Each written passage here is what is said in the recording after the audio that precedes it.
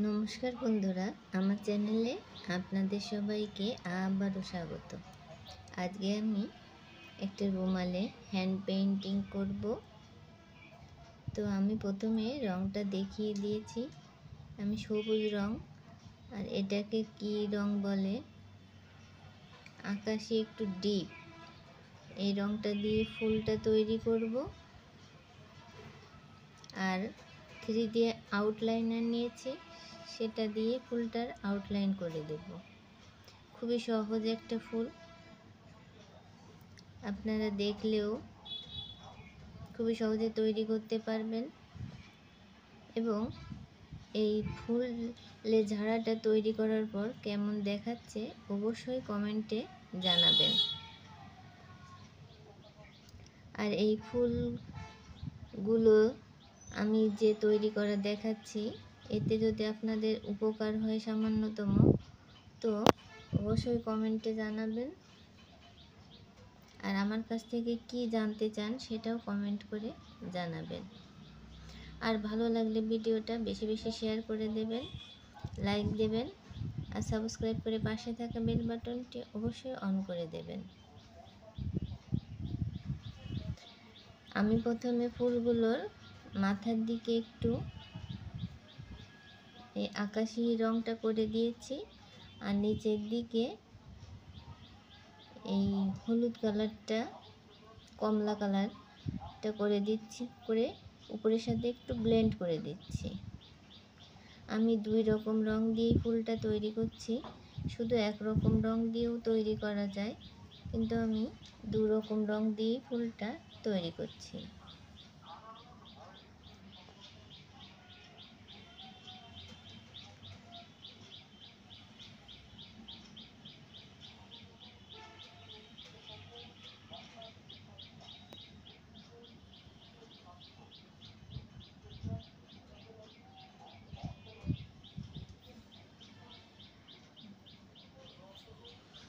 আমি রংগুলা তৈরি করে নিয়েছি।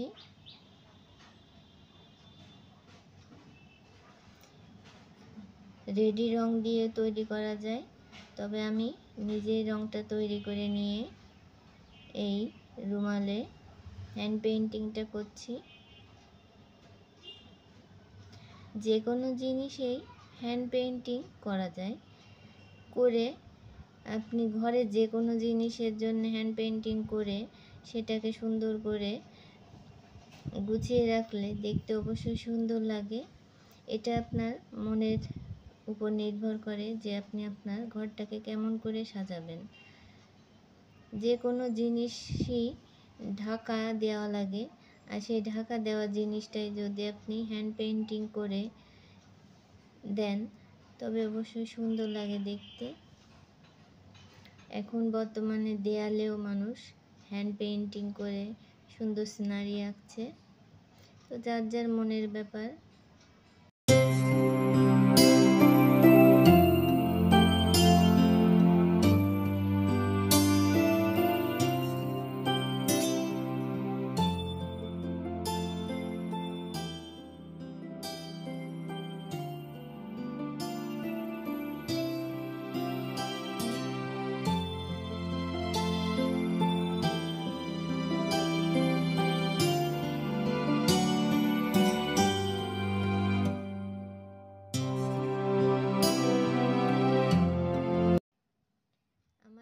পেইন্টিংটা করতে অনেকটা সময় লেগেছে, আমি একটু ফাস্ট করে দিয়েছি যাতে দ্রুত কাজটা দেখা যায়।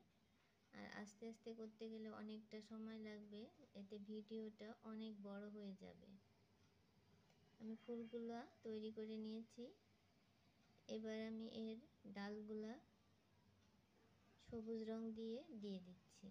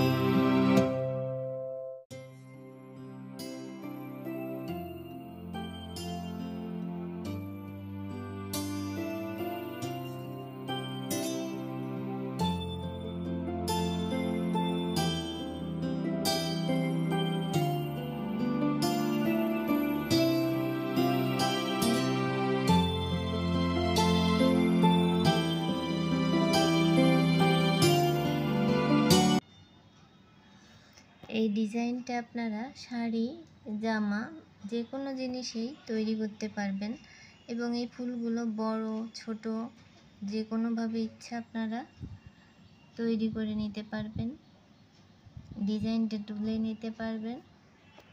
আমি গাছের ডাল এবং পাতা এবং মাঝে একটু আঁকিবুকি করে দিয়েছি। এবার আমি ফুলে 3D আউটলাইনার দিয়ে আউটলাইন করে দিচ্ছি।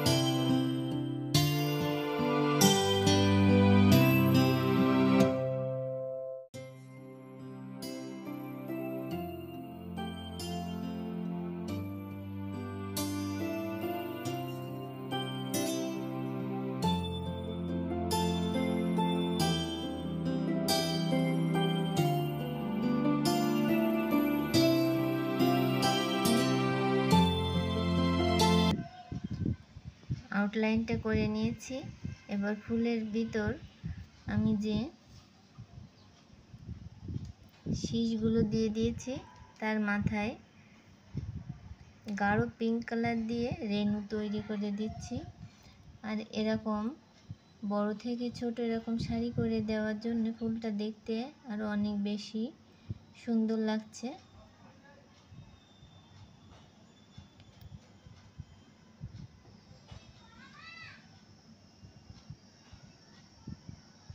তো আপনাদের কাছে কেমন লাগলো আজকের এই কাজটা, তো অবশ্যই কমেন্টে জানাবেন।